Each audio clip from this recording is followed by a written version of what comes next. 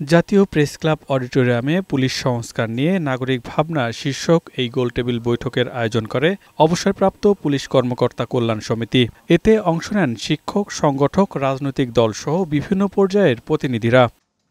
এ সময় বক্তারা বলেন, যে কোনো উপায়ে পুলিশের সংস্কার করতে হবে। জনগণ সেই মডেল থানায় যেতে ভয় পায় কেন? তাহলে মডেল করে কি লাভ? মডেল তো আকৃষ্ট করার কথা। কেন লোকেরা বিমুখ হচ্ছে? আপনাদের চিন্তা করতে হবে। যতক্ষণ না পর্যন্ত আপনি সেলফ রেসপেক্টের জায়গায় না আসবেন, কোনো কাজ হবে না। বাংলাদেশ পুলিশের সংস্কার এখন কেবল প্রস্তাব নয়, এটা একটি অনিবার্য প্রয়োজন।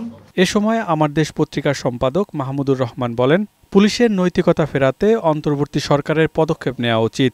পুলিশের যদি সংস্কার মিনিংফুল করতে হয়, আগেই আপনার চ্যালেঞ্জ নিতে হবে যে আমি পুলিশকে কিভাবে রাজনৈতিক প্রভাবমুক্ত করব। এটাকে বাদ দিয়ে অন্য কোনো সংস্কার করে কোনো লাভ নেই। এই ডিমোরালাইজ পুলিশ ফোর্সকে দিয়ে আমি কিভাবে ফ্রি অ্যান্ড ফেয়ার নির্বাচনটা করতে পারবো কিভাবে? এই অন্তর্বর্তীকালীন সরকারের বিগেস্ট চ্যালেঞ্জ হচ্ছে এদের যে হারিয়ে যাওয়া মরালটাকে ফিরিয়ে আনা। একই সাথে পুলিশের অভ্যন্তরীণ কাঠামো পরিবর্তন ও রাজনৈতিক প্রভাবমুক্ত করারও আহ্বান জানান বক্তারা।